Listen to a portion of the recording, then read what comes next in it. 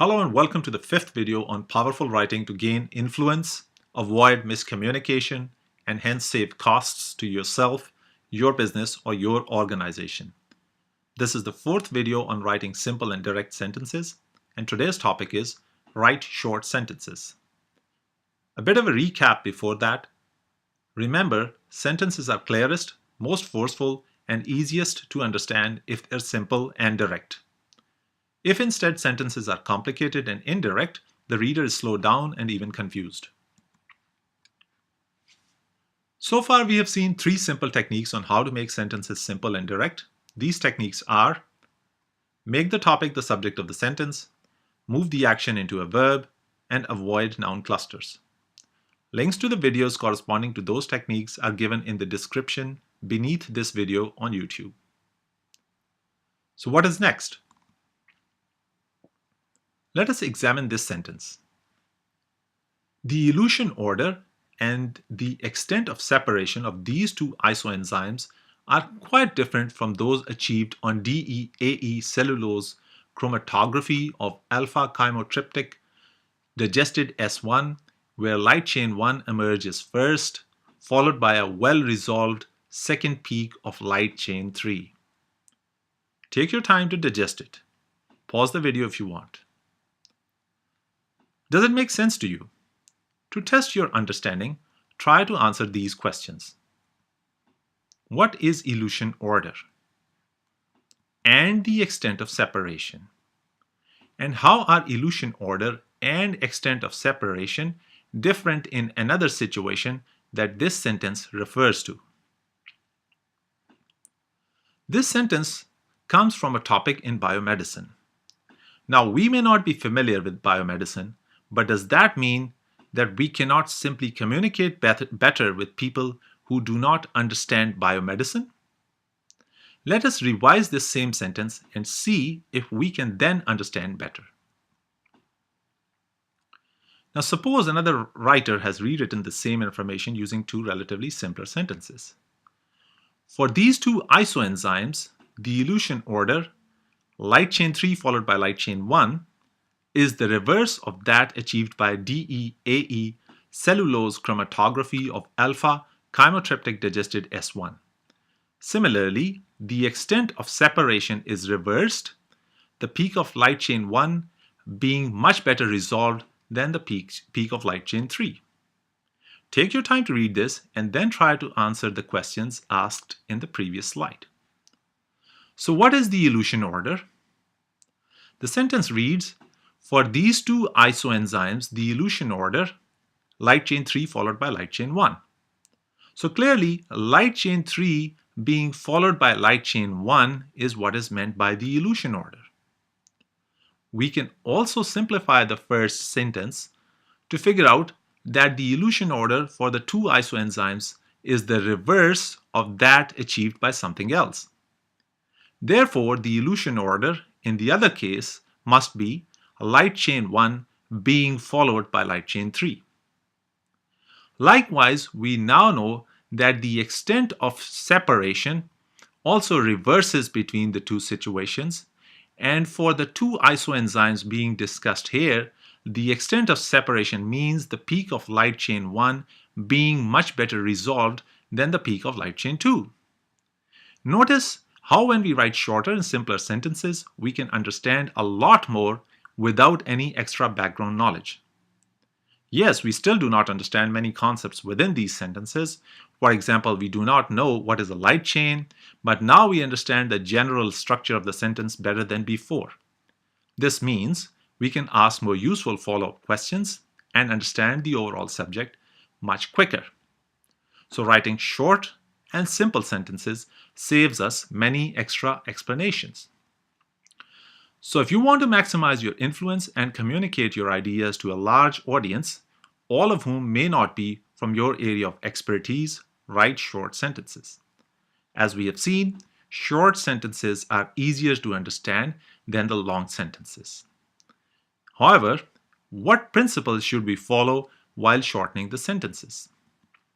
The key is talk about one idea or one topic in one sentence. As we noticed in the revised example, each sentence talked about one topic. So the topic in the first sentence is the elution order, while the topic in the second sentence is the extent of separation. Also notice these sentences follow other principles of writing simple sentences as well. Therefore, in each sentence, the topic is the subject of the sentence, the action is in a verb, and noun clusters are no longer than two words. If you do not know what those concepts are, links to the corresponding videos are given in the description below this video. Here's another example where multiple ideas are put together in a single sentence. Vapnik and Chervonenkis proposed a family of upper bounds on the generalization error, in which the VC dimension is central to measuring the capacity of a family of functions. Notice the first part of the sentence describes the first idea of this sentence,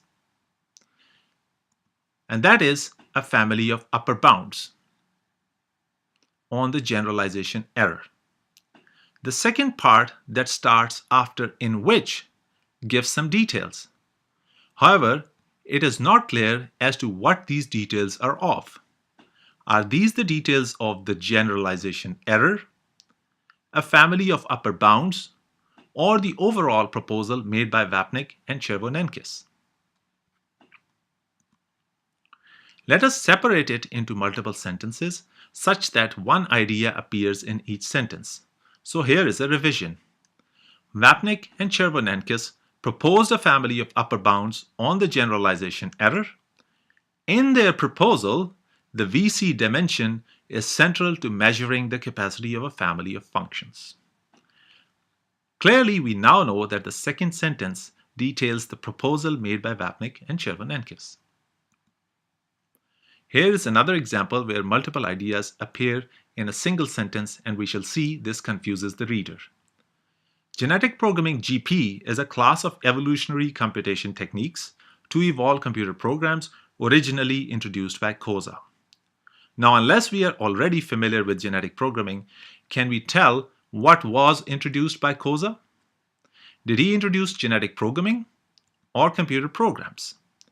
Notice this confusion arises because this sentence packs many ideas or topics. The first idea is, what is GP?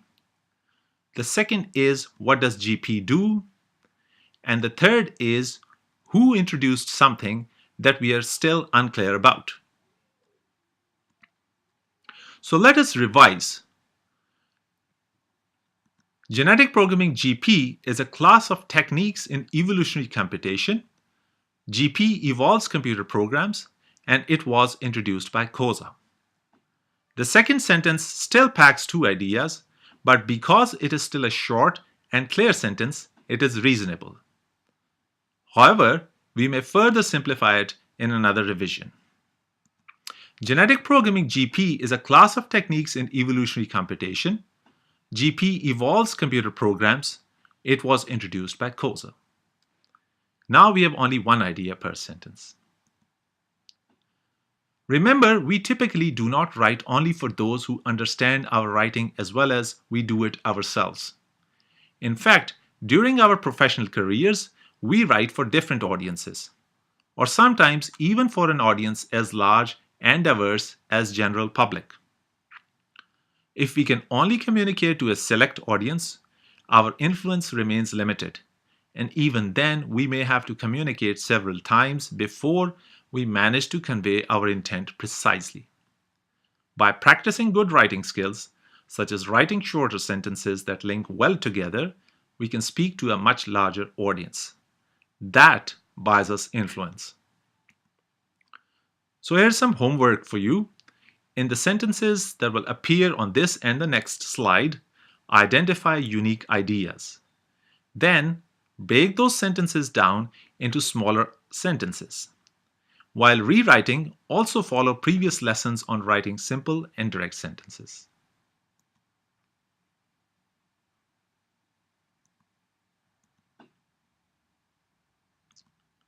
So that's it for today. In the next video, we shall discuss the next characteristic of simple and direct sentences: use clear pronouns. If you enjoyed this video, please leave your feedback, answers, and discussions under this video. That way, if you're unsure of your answers, others can help you with their feedback. Also, if you wish to be notified of the next video and you have not yet subscribed to this channel, press subscribe underneath this video, which may look like this or this. And once you do that, the subscribe button will turn gray. Do not press it if it is already gray, because doing that will unsubscribe you. If you have just subscribed, a bell icon will also appear. Press that as well, and a ringing bell will appear. As before, do not press the bell if it already appears ringing. Thank you, and see you in the next video.